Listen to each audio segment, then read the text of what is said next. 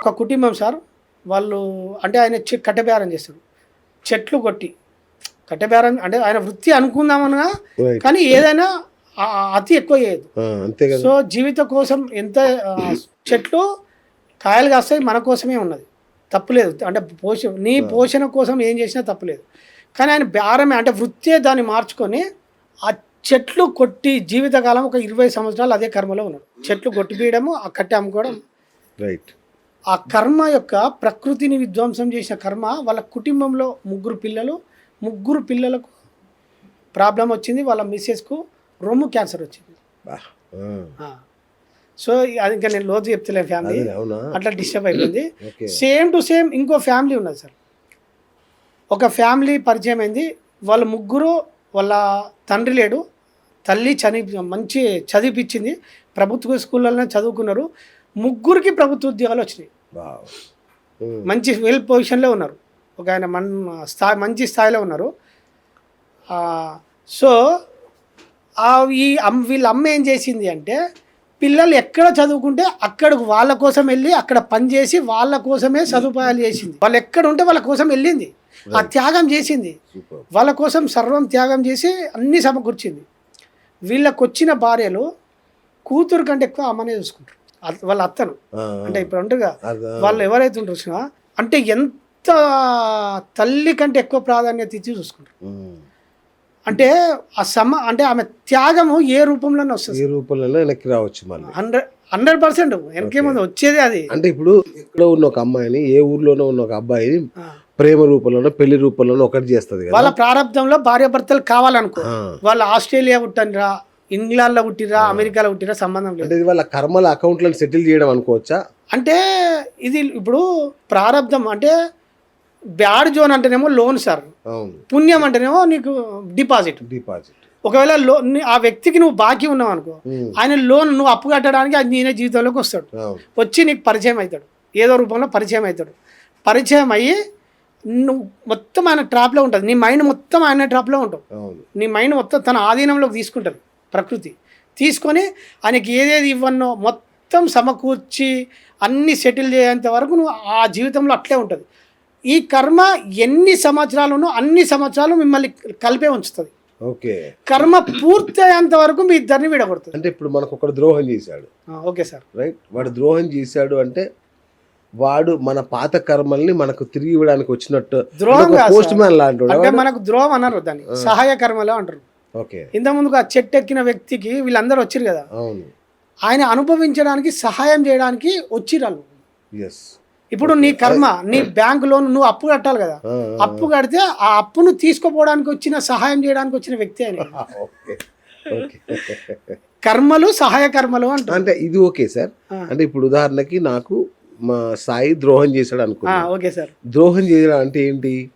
నా పూర్వజన్మ కర్మ ఫలితం ఏదో నేను అనుభవించాలి కాబట్టి కర్మ సాయిని వాడుకొని నాకు ద్రోహం చేయించింది, తద్వారా నన్ను కర్మ విముక్తిని చేయించింది. అంతేనా? మీ ప్రారంభం తీరిపోయింది అంతే. ఓహో, ఇలా అనుకోవాలి. ఓకే. అంటే ఆ కర్మ ఏదైతే ఎక్స్పీరియన్స్ చేయనో అది ఎక్స్పీరియన్స్ చేసిరో అయిపోయింది, అది పూర్తి అయిపోయింది. కానీ తద్వారా మీరు బాధపడతారు చూసినావా, మీరు పెయిన్ ఫీల్ అవుతారు చూసినావా, ఆ కర్మ మళ్ళీ అతనికి చుట్టుకుంటుంది. అంటే ఇక్కడ స్పందన వల్ల ఫలితం ఉత్పత్తి అవుతుంది. మీరు పెయిన్ ఫీల్ కాకపోతే కర్మ డిజాల్వ్ అయిపోతుంది. సో ఇది సృష్టి నడవాలి, కొనసాగాలి, గేమ్, ఈ ఆట నడవాలి సార్. ఈ ఆట నడవాలంటే కర్మానుసారమో జీవితం ఈ ఇంటర్లింక్ అయ్యి నడుస్తూ ఉంటుంది. అంటే ఇప్పుడు మనకు వచ్చే భార్య, పిల్లలు, అత్త, అంత కర్మానుసారం, అందరు కర్మానుసారం. మనకు గేమ్ లో భాగమే. ఏమైనా స్పష్టంగా చెప్తాడు, ఆలు సుతులు మాయ, తల్లిదండ్రులు మాయ, అన్నదమ్ములు మాయ, దీని ఇల్లు చల్లగుండా అని చెప్తాడు. ఓకే. సో కొంత సత్యం చెప్తే మన మైండ్ అంగీకరించేది, కానీ అంత కర్మానుసారమే ఉంటుంది. సో ఈ సత్యం అర్థమైతే ఏమైతే నువ్వు ఒక్కొక్కటి విడదీసిపోతావు. అంటే మన శక్తి ఎప్పుడైతుందో ఈ డిటాచ్ అయిపోతాం. సత్యం అర్థమైతే దుఃఖం ఉండదు, బాధ ఉండదు.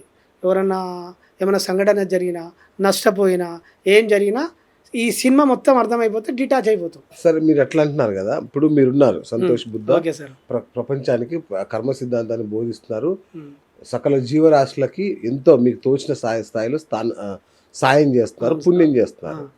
మీరు ఇంకా ఇక్కడే ఉన్నారు, 100 గజాల్లో ఇల్లు ఇట్లాంటి ఆలోచనలోనే ఉన్నారు మీరు.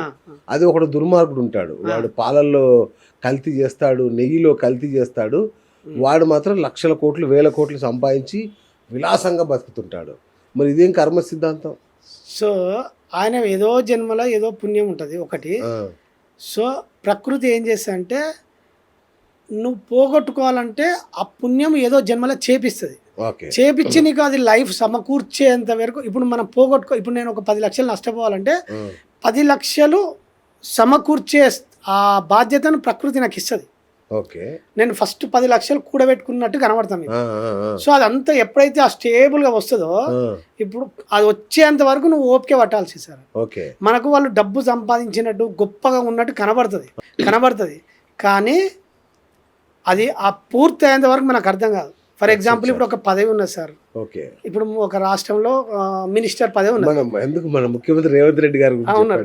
సో ఇప్పుడు ఒక 5 ఏళ్ళ తర్వాత పదవి పోవాలంటే పదవి రావాలి కదా. సో ఈ పదవి వస్తేనే పదవి పోతుంది. ఇప్పుడు మనకేంది పదవి వచ్చినట్టు కనబడుతుంది, 5 ఏళ్ళకో 10 ఏళ్ళకో పదవి పోతుంది కదా. సో అప్పుడు పదవి పోయినట్టు పోయేదాకా ఇప్పుడు ఏం పదవులు ఉన్నట్టు కనబడుతుంది కానీ ఏదో ఒక రోజు అయితే పోతుంది కదా. సో ఈ గేమ్లో నీకు సమకూర్చడం కూడా పోగొట్టుకోవడానికి, అది ఏదైనా సరే పోగొట్టుకోవడానికి చేంజ్ అవుతూ ఉంటుంది కర్మ. అందుకనే ప్రతిరోజు సత్కర్మ నిత్యం భాగం అయితే ఆ జీవితంలో ఆ కుటుంబంలో గందరగోళం ఉండదు. సో ఎప్పుడు మనం తీసుకునే పొజిషన్లో ఉన్నాం. పరోపకారం ఇవ్వడం తెలియదు కదా సార్, ఇవ్వడం తెలియకపోవడం చేత అంటే మనకు పంచడం రాకపోవడం చేత అదే జోన్లు ఉంటాం. మనిషి జీవితం ఆ కుటుంబం మొత్తం అదే జోన్లో ఉంటుంది.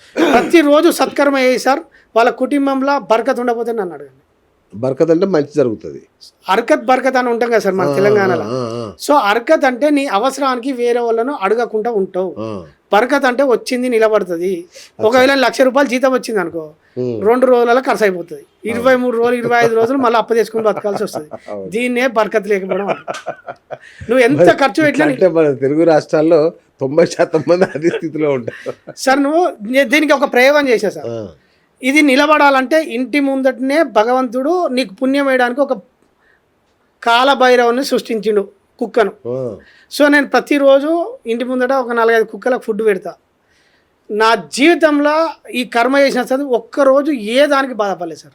Very good. నాకు అవసరం వచ్చిన ప్రతి సందర్భంలో ఏదో ఒక వ్యక్తి సాయం చేయడము రావడము ఇదన్నీ నేను కళ్ళ నిండా చూస్తున్నా. మా ఇంట్లో ఉన్న మా భార్య మా కొడుకు ఆశ్చర్యపోతున్నారు.